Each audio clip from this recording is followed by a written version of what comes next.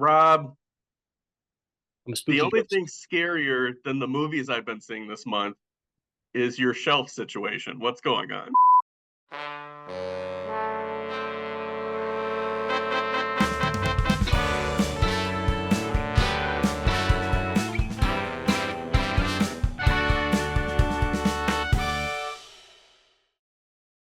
All right, All right. hello everybody. Hello. Welcome to Reserve Seating. We Hello. are doing back-to-back weeks of anthology horror movies, and we're starting with Rob's pick. Rob, what is your pick?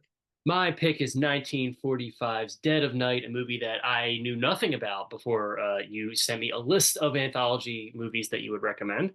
Mhm. And I'm happy to say it's a stuffy little British horror movie, and I enjoyed every second of it. I'm so relieved to hear that because the when I watched it, I was like through the second story, and I'm like, is this not as good as I remember? Yeah. And I was just like, oh no, am I recommending something with rose-colored glasses and it's not as good? But then by the end of it, I was like, this builds. This is like a Yeah. good cumulative effect. Once I got through like the first two stories, I don't want to spoil too much of the movie because folks should definitely check this out. But once I got through the first two little vignettes, which were really short, like I was surprised by how fast Yeah. the stories move at first, anyway. Once I realized it was going to be more about like the curiosity, the sort of like, huh, rather than the sort of jump scare of it, or there was going to be some sort of bloody conclusion to each story. Once I realized, as you said, like how it builds and how it kind of leads to this resolution at the end, that's much more of a wait and see kind of payoff rather than like a creep show where it's like each and every story is going to be its own self-contained thing that scares you on its own in its own right. Once Yeah. I got through that and started to understand how the structure worked, then I was really into it, and then I was really understanding like, okay, this is going to be a little bit slighter and more nuanced as it builds. Yeah, I think it's definitely the case of the whole being greater than the sum of its Yep. parts. It's like uh really impressive how it kind of adheres to dream logic, I think. There's a lot of things within the stories where it's like something happens and it's sort of matter of fact, and you don't realize how creepy it is until like a little bit later. Definitely. And I really like that a lot. And then there's also like just light moments and light stories mixed in with more sinister stuff, and it's sort of like done at random, and that's kind of like how a dream would operate, where something would be warm and fluffy and you're feeling good, and then it's like nightmare fuel for Yeah, like five exactly. minutes and that's the thing that wakes you up. So the first story is a really quick one. It's about a race car driver and he cheats death, Hmm. basically. It's about as long as what I just described. Yeah, it's very short.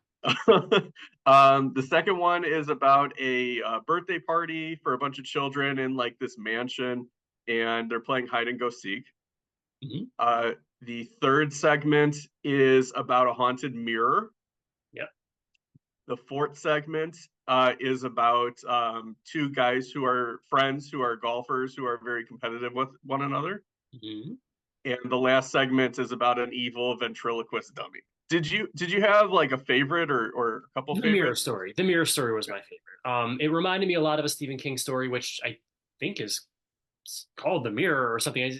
King heads can help me out with this. There's a story about an evil mirror in one of Mhm. Stephen King's books somewhere, um, and um, and I like the texture. I like the way it's playing with like it's got a little bit of a an Oscar Wilde kind of brief encounter, sort of like playing with the mores of marriage and polite British society edge to it, where it's Yeah. sort of about this newlywed couple and they're sort of getting used to each other. And then there's that whole element of, and again, I don't want to spoil it for anybody, but there's an element of like the mirror reflecting insecurity in a marriage and kind of playing that out in a horror context.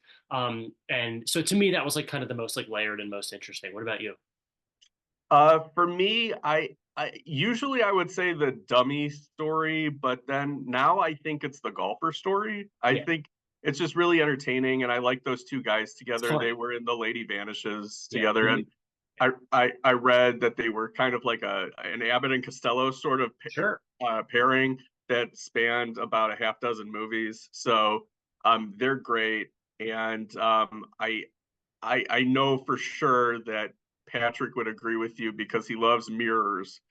I got to see this in a theater once, and it was one of the most deflating experiences I've ever had in a theater. I had this with I mentioned this on a show last year when we were doing a Scary Movie Month episode that I had seen Night of the Living Dead, and people were got up and started walking out like Yeah. during the montage of photos. It's like, oh, I got what I came here for, and they did see it to the end. And I saw this at a 24-hour marathon, I remember, and people like the guy who was hosting got on the microphone like while they were doing the Doing last the end images credits where he pulls up to the house and all that. with the Oh man, and I'm like, that's the whole thing. that's the whole Like, thing. Yeah, that's so, bullshit. Yeah. yeah. So stick around to the end. Do not turn Or it off when you see the or credits. just don't go to movie theaters. By the way, should have said this at the beginning. Okay. We're talking about the 1945 British Yes, Dead of it is Night. important to know. There is also a 1970s Dead of Night that was made for TV, and that has, from what I remember, two really good segments out of three in it too. So I would recommend that one also, but Okay, it's not as good as this it's one. not a remake. It's not a. No, they're all original stories. Uh, One's kind of more of like a one of those like warm and fluffy Twilight Zone episode ones, and then there's like one at the end called Bobby, which is about like a vampire okay. child, or maybe a demon child, and that's like the one that everybody talks about when they're talking about that movie. The problem with this movie is like there's not a lot of plot to talk about. You know what I mean? There's not a lot of Yeah, texture. It's more just like it's exactly what it says on the tin. It's a really cool series of short Britishy horror stories. on the tin. Look at you. You sound like Mark Kermode. Was it the same experience for you, especially the first time seeing it, where you were almost like lulled into the movie and then it like really builds and then after it's over it's like wow, that was really kind of cool. As you said, like it definitely is a movie that lulls you into getting on its wavelength to the point where I like the way it plays with the length of each story, where the first few are very, very short, and then gradually they expand, expand, expand to the point where at the end you're watching this very complete sort of payoff for all of them. And I love the return of some of the lines of dialogue. You know, again, not to spoil anything, but there's this sort of Sure. some summation of the story for the lead character where he sort of experiences I don't know, I want to be vague here. He sort of experiences elements of the other stories, and it Yep. does require you to kind of have some recall of like, hey, that line is from that first story or that element or that thing.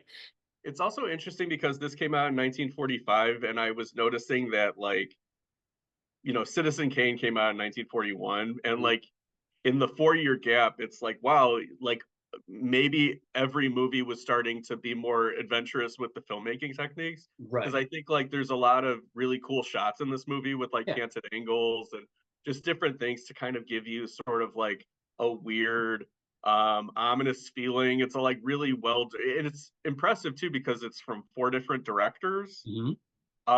So I'm guessing like each one directed a segment, and then Segment or maybe one two. of them also directed the wraparound. But like, yeah, there's a real kind of verisimilitude to it. It doesn't feel like choppy at all. So I'm glad that you dug it.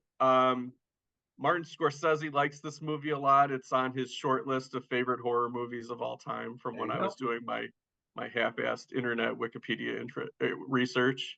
Yeah, no, I think it's really good for like a palate cleanser for a minute. Like I'm thinking of Patrick putting together, putting together marathons and kind of like Yeah. placing this in that like maybe like before dinner phase or that post like maybe it's a come down after the big 8 o'clock movie or something like that. Like there's a place to put this. It's not necessarily the centerpiece, but it's definitely something that again allows a build up maybe early in a marathon or something like that might be the place for it. I have a suggestion of a palate cleanser from a movie I was watching earlier today. Okay. I'm watching the movie Spaced Invaders, which is like a kids sci-fi comedy, but it's set on Halloween. And I wanted to see it since I was 8 years old, so I'm finally watching it. And the palate cleanser is you need to skip to the scene where young Ariana Richards from Jurassic Park is talking on a front porch with a kid. She's dressed up like an alien Okay. for Halloween. He's dressed up like a duck with a giant oversized bill. Like you And do. it's really funny because he's like active listening. And it's weird to see that in a movie because she'll say, like, yeah, I've just moved here. And he goes, uh huh, uh huh. And she goes, yeah, I live with my dad. He's like, mm hmm, yeah. And I'm just like, why did you keep this in the movie? And I have to finish the rest of the movie. And I swear to God, if this kid's not in the rest of the movie, I'm going to be so disappointed. Yeah, so next week we are going to cover my pick for one of my favorite anthology Yes. movies. It's Kwaidan, the 60s Japanese horror anthology. It's an epic. It's 3 hours Yeah, long. I'll probably have to watch it in pieces over the course of the week because, as you said, it's Yeah. quite long. Yeah, I feel like I have to, I might be misremembering this, but it's like three or four stories, and then three of them are reasonable length, and one is like, oh, this one's an hour and a half. um, but it's really good, and it kind of also has that cumulative effect that Dead No, of I'm Night looking forward to does. it. Definitely. Yeah. And until next time, Don't go in chasing a spooky waterfalls. house if there's a mirror or a little ghost boy or a race car driver or a ventriloquist dummy. You're welcome. Happy That's sound scary movie. advice. Yeah. Happy All scary right. movie one. Peace. And eat your vegetables.